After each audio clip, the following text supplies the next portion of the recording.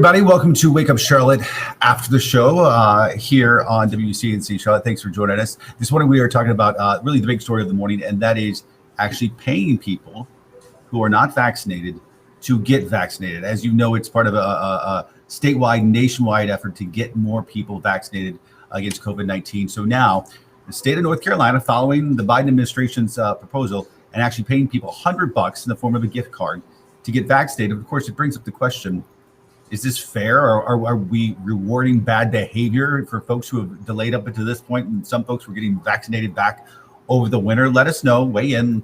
What do you think, if this is a good idea, if you think it's unfair, if you think, hey, desperate times call for desperate measures. Kendall Morris has been on the story all morning. So Kendall, give us an idea of sort of the background of this and what do people have to do if they're interested? Yeah, so President Biden, a few days ago, he told the states, hey, you can use COVID relief money to try to incentivize people to get these vaccines. So now we are seeing North Carolina say, hey, if you haven't gotten the first dose of your vaccine, you can go to select locations across the state to get your vaccine, and you will be paid a $100 prepaid Mastercard. So this is in Mecklenburg County. You're able to go to, it looks like mostly StarMed or county health department locations to get your vaccine. However, if you already have your vaccine, you are not eligible for that $100 Mastercard. Instead, the state is saying, hey, if you drive someone to get their vaccine, you can get a $25 prepaid Mastercard. So the way that works, and it's kind of unfortunate. So if you say, hey, I want to round up a group of friends and take them to get their vaccine, you only get one $25 Mastercard for that group. You have to take them one at a time if you wanted to get multiple $25 cards. So, and also if you are an Uber or Lyft driver or someone who's getting paid to drive, you're also not eligible to get a $25 card. So there are some caveats to this. And very interesting that the state is moving forward in this way. We still have the vaccine lottery coming up today, the last drawing for that. So if you previously got your vaccine, you are eligible for that. But as far as these $100 cards go, if you already got your vaccine, you are not eligible. Let us know if you guys are watching. Did this motivate you or incentivize you to go get your vaccine? Did it with someone that you know? I know one of our reporters interviewed a guy in line getting the vaccine. He said all his sisters got it and they finally encouraged him to do it. But going back to the vaccine lottery, Kendall, that you were talking about, I believe that the people who got the vaccine later, their names were entered twice. So I know a lot of people were saying, well, hey, what if I got my vaccine from the beginning? Shouldn't my name be entered more than once? But again, today, that is the last day with the vaccine lottery. And we saw a lot of other states do this, including Ohio. And when they announced that $1 million drawing, that had a huge boost in people getting the vaccine. Here, I don't think we saw it like they did in states like Ohio. So we agreed to these. I believe there were 4 different drawings. And now I wonder if this is kind of their way of saying, okay, we still want to incentivize people, especially now. I think a lot of people thought we were in the clear, and now COVID cases are going up. We've seen some schools and daycare shut down. To me, it seems like more kids are getting it now. But maybe with this $100 incentive, they're trying to do another way of encouraging more people to get their vaccine. So again, comment, let us know how this is affecting you, your friends, or family members. We want to hear from you. A lot of folks chiming in right now saying, Marlene saying not fair to those who got vaccinated early on. So if we had waited, we could get the $100. Basically, Marlene, that's the case. Someone else saying it's ridiculous, and Angela saying, shake my head. Rubes?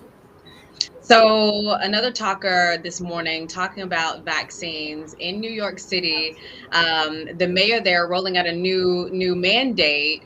If you go to indoor spaces like restaurants, exercise spots, fitness areas, or theaters, you have to show proof of a vaccination. You have to have at least one shot, and they're going to roll this out in the next several weeks to basically get people vaccinated there in New York City and to combat the rising Delta variant.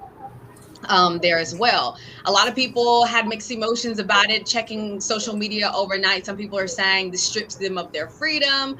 Others are saying that they wonder if this is going to prompt other states to do it countrywide. Other people are saying hey, if this gets people to get one shot, maybe they will follow up with a second shot.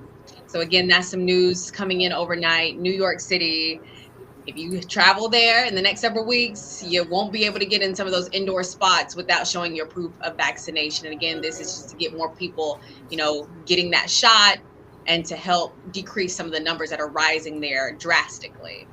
I am curious what, people think about this, but we still, if we fly, we have to wear a face mask. And I do think it's up to each business what they want to do to feel like to protect their business. As a huge fan of Broadway, it was so sad for me to see the lights go down on Broadway.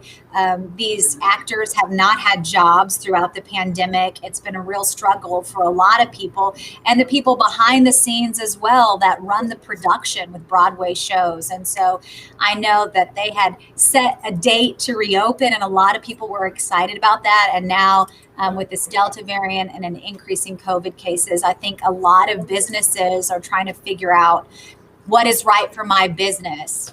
And I think we do have to respect whatever you believe. If you're going to go into that business, you got to follow their rules if you want to take part. More people weighing in right now. I just real quick, just want to more people weighing in. Rebecca actually has an interesting standpoint. She says, in no way does this $100 motivate her in any way. So it sounds like she's not going to get it anyway. Steven says, nope, doesn't motivate me to be a science experiment. And Becky, probably echoing the sentiments of a lot of folks, just give everyone the $100 and be fair to everyone. Kendall, we should say that this goes till the end of this month, and it's only right for that first vaccination. Yeah, it's only for the first dose. So you're not going to get, $100 the first dose and then another $100 for the second dose. It is just for that first dose. So I think the hope is that once you get the first dose that you will return for the second dose, but we haven't seen a drop off in numbers so much between the first and second dose at this point. So I'm not sure if that's something that state officials are concerned about at this point, or maybe if that is something that they will be concerned about, to incentivize people to go back and get that second shot so that they are fully protected. Now, we also talked this morning too that there might be some parental consent for, I believe, was it under 18, Ben, to get the COVID vaccine, which you didn't have before. The state Senate has passed that. It still would have to go through the House, still would need the governor's approval. So that's legislatively a long way from going off at this point. Christy weighing in that she thinks it's ridiculous. What about, again, Courtney saying, what about those already receiving it? We should get something.